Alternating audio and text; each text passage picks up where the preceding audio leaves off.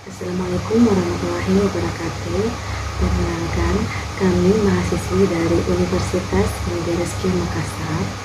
Jadi video ini dibuat untuk memenuhi atau menyelesaikan tugas final kami, yaitu metodologi penelitian dengan dosen pengampu Ibu Dr. Rika Handayani, SKM MKes. Jadi kami di sini beranggotakan 4 orang yang masing-masing bekerja sama dalam memenuhi tugas ini.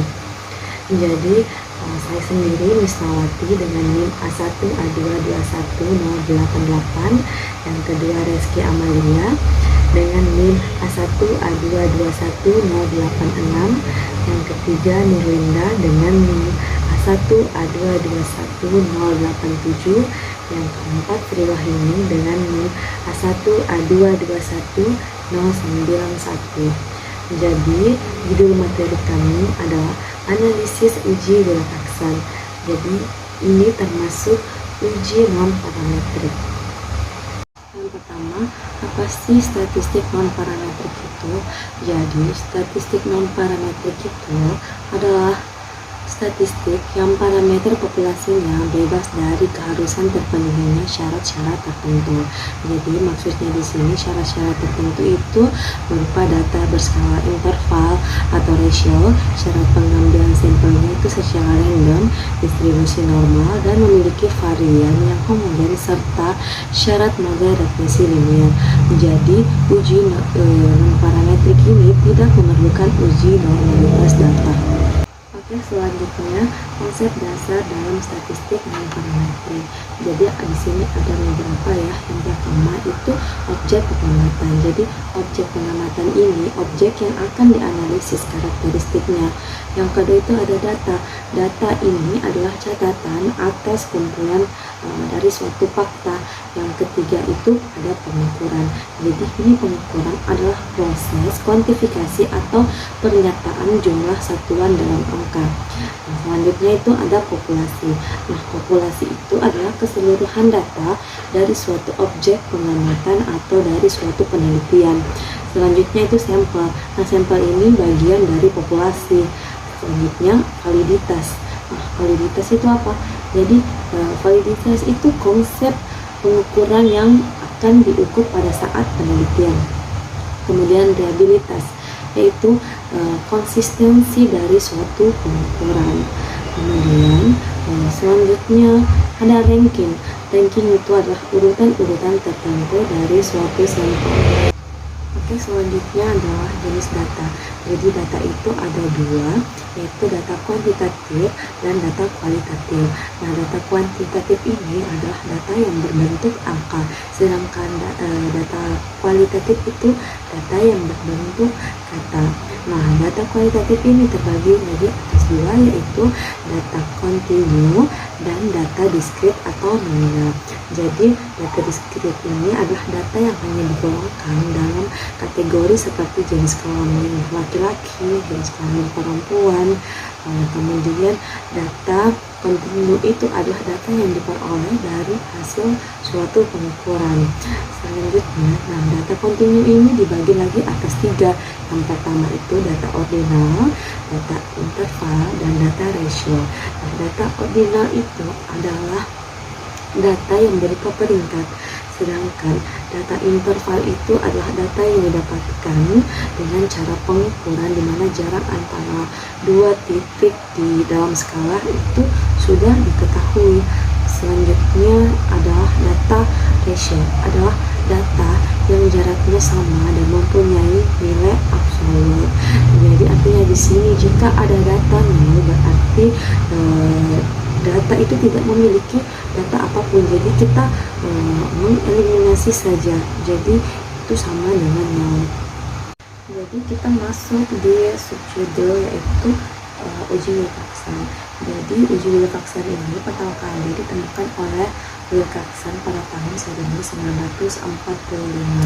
Jadi uji Wilcoxon ini termasuk uji non parametrik yang digunakan untuk membandingkan dua kelompok berpasangan dengan cara melihat perbedaan dan besarnya perbedaan antara kedua kelompok yang dibandingkan. Jadi uji Wilcoxon ini merupakan uji alternatif dari uji variety test. Kenapa? Karena jika data penelitian tidak berdistribusi normal atau tidak memenuhi asumsi normalitas, maka data tersebut dianggap tidak memenuhi syarat dalam pengujian statistik parametrik, maka digunakanlah uji Wilcoxon sebagai alternatifnya. Jadi seperti itu. Selanjutnya, keuntungan uji Wilcoxon ada beberapa, yaitu hanya memerlukan sedikit asumsi, kemudian asumsi pengujian relatif lebih longgar, yang ketiga mudah dilakukan walaupun tidak ada perangkat lunak komputer, jadi bisa dilakukan secara manual ya teman-teman, dan tentu saja dengan bantuan atau memerlukan ilmu matematika dasar atau statistika dasar yang mendalam. Kemudian selanjutnya itu efisiensi yang lebih tinggi untuk jumlah sampel yang sedikit. Selanjutnya perhitungan manual Wilcoxon. Jadi ada beberapa langkah atau tahap yaitu menentukan sampel atau data. Jadi jumlah sampel yang ingin digunakan itu atau diteliti itu berapa, kemudian menentukan hipotesisnya, kemudian menentukan level signifikannya, pengujian hipotesis atau kriteria pengujian hipotesisnya itu seperti apa, dan kesimpulan. Jadi nanti akan dibahas di slide selanjutnya satu persatu. Menentukan hipotesis. Jadi ada dua, yaitu hipotesis nol dan hipotesis alternatif. Jadi hipotesis nol itu selalu ada kata tidak ada atau tidak terdapat atau pengaruh atau hubungan. Jadi kedua sampel yang berhubungan memiliki efek perlakuan yang sama. Selanjutnya hipotesis alternatif. Jadi hipotesis alternatif ini kebalikan dari hipotesis nol. Selalu ada kata ada atau terdapat hubungan atau terdapat pengaruh. Pengujian hipotesis atau kriteria pengujian hipotesis. Jadi H0 diterima jika T hitung lebih dari atau sama dengan T table, dan H0 ditolak jika T hitung kurang dari T table. Jadi T table akan dijelaskan di next selanjutnya. Jadi selanjutnya itu harga kritis dalam tes Wilcoxon atau berdasarkan nilai signifikansinya. Jadi ini untuk menentukan T table-nya yang menjadi perbandingan nantinya dengan T hitung. Jadi N ini adalah jumlah sampel penelitian, kemudian 0,05, 0,02, 0,01 ini adalah taraf signifikansinya atau alfanya. Selanjutnya ini adalah tabel harga kritis. Jadi teman-teman bisa lihat ini tabel digunakan untuk uji set, yaitu jika sampel penelitian lebih dari 25. Ini adalah lanjutan dari tabel yang tadi ya teman-teman. Jadi teman-teman bisa lihat sendiri dan amati sendiri tabelnya. Selanjutnya kita akan masuk di contoh kasus uji manualnya. Jadi di sini seorang peneliti ingin melakukan penelitian yang bertujuan untuk mengetahui apakah ada perbedaan atau pengaruh pengetahuan ibu hamil tentang gizi sebelum dan sesudah penyuluhan, di mana taraf signifikansi yang digunakan adalah 5% atau alfa 0,05%. Jadi sampelnya yang digunakan adalah 15 orang secara random, di mana variabel pertama itu sebelum diberikan penyuluhan atau pretest dan setelah diberikan penyuluhan atau post-test. Ini adalah menentukan sampel. Jadi sampel yang digunakan itu adalah 15 atau 15.000 atau N sama dengan 15. Jadi setelah itu kita akan mengukur perbedaan pengetahuan. Nah teman-teman bisa lihat sendiri pada tabel, pada sebelum atau variabel pretest itu didapatkan 85 pada sampel ibu yang pertama. Nah, kemudian pada setelah diberikan pengetahuan atau setelah diberikan penyuluhan itu didapatkan 87, dan begitu pun seterusnya sampai ke bawah. Selanjutnya adalah menentukan hipotesis dan level of significance atau taraf kesalahan yang dipakai pada saat penelitian. Jadi hipotesis nol itu tidak terdapat atau ada perbedaan pengetahuan ibu hamil tentang gizi sebelum dan sesudah diberikan penyuluhan. Kemudian hipotesis alternatifnya itu terdapat atau ada perbedaan pengetahuan ibu hamil tentang gizi sebelum dan sesudah diberikan penyuluhan. Selanjutnya taraf signifikan yang dipakai adalah 5% atau alfa 0,05%. Jadi taraf significance itu adalah nilai yang menunjukkan peluangnya salah dalam menolak H0. Jadi taraf kesalahan atau alfa ini tergantung pada kondisi penelitian yang dianggap tidak memiliki ketelitian tinggi. Jadi tingkat kesalahan dalam hasil itu sedikit lebih longgar. Cara menghitung jenjang yaitu mengurutkan dari nilai terkecil ke yang terbesar dengan cara memutlakkan. Jadi maksudnya di sini tanpa memperhatikan tandanya. Jadi tanda negatif dan positifnya pada beda yang atau selisih yang sudah dihitung. Kemudian jumlah rankingnya itu dijumlahkan, kemudian dibagi dengan NN itu banyaknya ya teman-teman.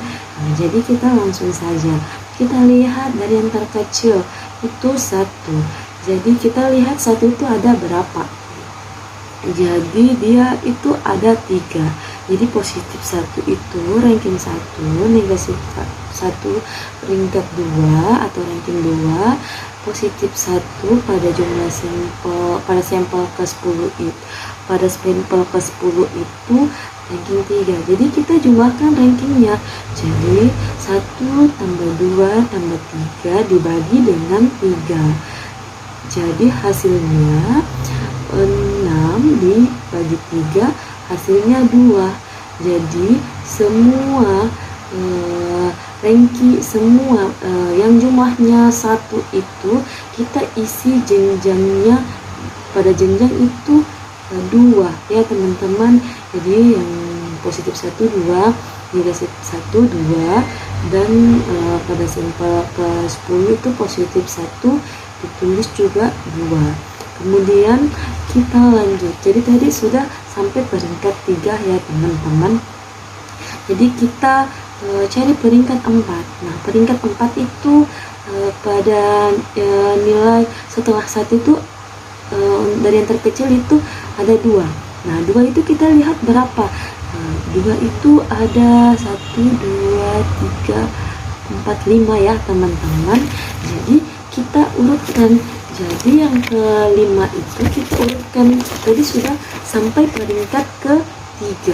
Jadi kita urutkan ya 4 atau maksud saya kita jumlahkan 4 ditambah 5 ditambah 6 tambah 7 tambah 8 dibagi dengan banyaknya. Banyaknya tadi itu 5 kan teman-teman. Jadi jumlahnya itu 30 bagi 5 sama dengan 6. Jadi kita tulis di jenjangnya itu 6 semua ya teman-teman pada angka 2. Oke, selanjutnya tadi sudah sampai peringkat 8. Kita lihat lagi angka selanjutnya dari yang terkecil. Ada 3 ya. Kita lihat 3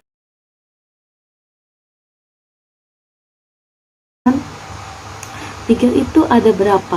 1, 2, 3, 4. Oke, 4 ya teman-teman. Jadi tadi sudah sampai peringkat 8. Sekarang kita ambil peringkat 9. 9 tambah 10 tambah 11 tambah 12.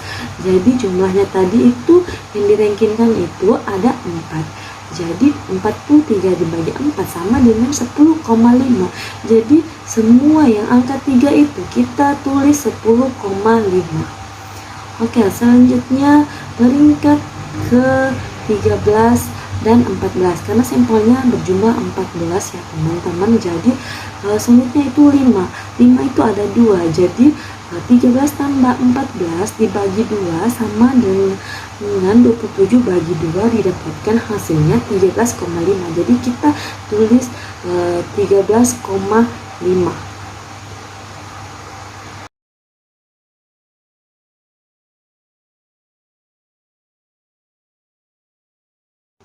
Setelah kita mendapatkan jenjangnya, kita kategorikan T positif dengan T negatif. Nah, tadi dapatkan selisihnya itu kan kita dapatkan nilai yang positif. Jadi kita masukkan jenjangnya itu ke nilai positif. Dan begitupun pada positif yang lain. Sedangkan pada kita lihat pada sampel keempat itu didapatkan negatif. Jadi nilai jenjangnya itu 2, maka dia dikategorikan di negatif, di kolom, maksudnya di kolom negatif, dan begitupun seterusnya sampai ke bawah pada sampel ke-14. Maka kita dapatkan, kita hitung atau kita jumlahkan T hitung positifnya dan T hitung negatifnya. Nah, pada saat atau pada perhitungan uji Wilcoxon itu kita mengambil T hitung terkecil. Jadi kita dapatkan 18,5. Kan 18,5 itu lebih kecil dari 6,5 ya teman-teman, atau T positifnya. Jadi dapat kita ambil kesimpulan bahwa T hitung atau T terkecil itu 18,5 kurang atau lebih kecil dari T table yang sudah dapatkan tadi itu 21. Maka kesimpulannya adalah H0 ditolak. Jadi kita dapat simpulkan bahwa terdapat perbedaan antara pengetahuan ibu tentang gizi ibu hamil sebelum dan sesudah diberikan penyuluhan. Ya teman-teman, kita masuk di rumusnya. Jika ini sampelnya lebih dari 25, maka rumusnya seperti ini. TSZ sama dengan T hitung. T hitung itu yang didapatkan ya tadi, kemudian N itu jumlah sampelnya. Jadi kita langsung saja masukkan Z sama dengan 18,5. Tadi sudah dapatkan 18,5 ya dari T hitungnya, T hitung terkecilnya. Kemudian dikali 15 kali 15 tambah 1 per 4 per akar 15 kali 15 tambah 1 kali 2 kali 15 tambah 1 per 24. Atau ini N itu sampel ya teman-teman. Jadi kita dapatkan 1,51. Jadi kriteria pengujiannya yaitu jika P atau probability atau probabilitasnya itu lebih dari 0,05, maka H0-nya diterima. Sorry ya teman-teman, di sini maksudnya H0 diterima bukan H0 ditolak. Jika P kurang dari 0,5 maka H0-nya itu ditolak. Jadi kita dapat simpulkan tadi dapatkan 1,51. Nah, kita lihat dari uji kritis set, tabel set, kita lihat seluruhannya, maka didapatkan jadi nilai signifikansinya kita menggunakan 0,05 atau 5%, maka didapatkan probabilitasnya itu 0,606. Jadi itu kurang dari alfanya 0,05-nya taraf signifikansinya, jadi nolnya ditolak. Jadi selanjutnya kita masuk di uji Wilcoxon SPSS. Jadi ini dengan menggunakan perangkat lunak komputer. Jadi contoh kasusnya itu peneliti ingin mengetahui atau seorang peneliti ingin mengetahui apakah terdapat perbedaan pengetahuan ibu tentang KD sebelum dan sesudah diberikan penyuluhan di Puskesmas Ampang, Makassar. Jadi untuk kebutuhan datanya, peneliti melakukan penilaian sebelum atau pre-tes dan post-tes atau setelah penyuluhan. Jadi variabel pertamanya itu pre-tes dan variabel kedua itu post-tes. Jadi oke, ini datanya ya, tabelnya. Jadi ini tabel setelah mengukur pengetahuan ibu. Jadi ini pre-tes sebelum diberikan penyuluhan dan post-tes itu setelah diberikan penyuluhan. Nah, ini adalah data-datanya dengan jumlah sampelnya itu 22. Nah, taraf kesalahan yang digunakan itu 5% atau alfanya 0,05. Kemudian kriteria untuk menarik kesimpulan atau penarikan kesimpulan, jika nilai asymptotic memberikan tuteletnya kurang dari 0,05 maka HA-nya diterima.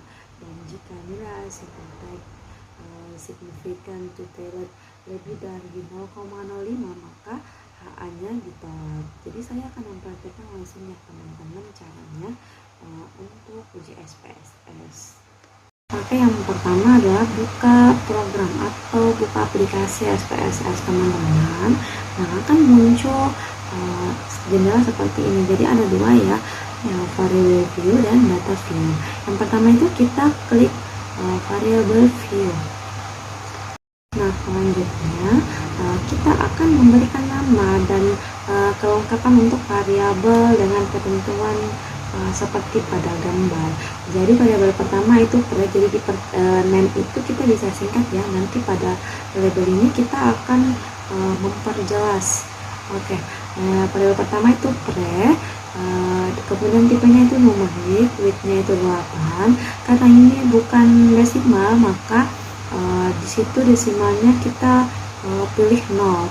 Nah, kemudian pada labelnya itu pretest atau bisa juga ya sebelum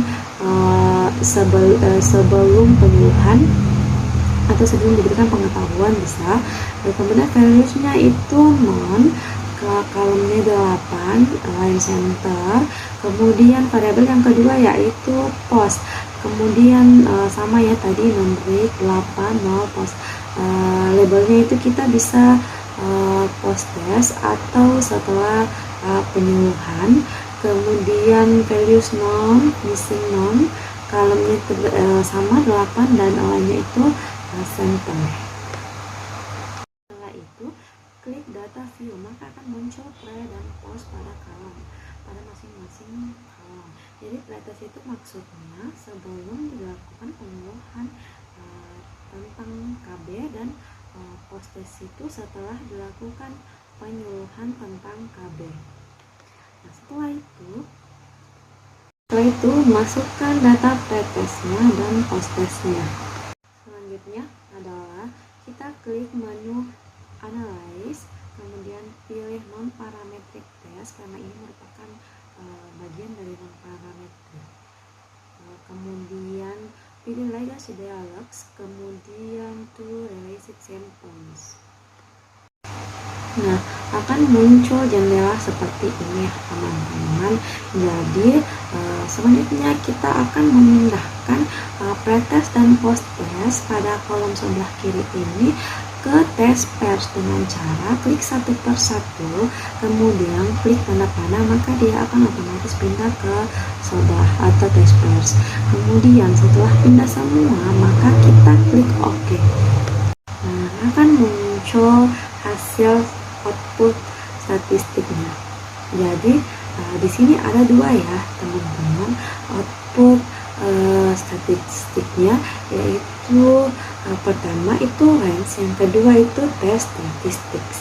Nah, kita bahas satu-satu. Yang pertama itu ada range. Nah, ini adalah jumlah, kemudian mean range itu rata-rata peningkatan, kemudian sum of range itu jumlah peningkat yang positif.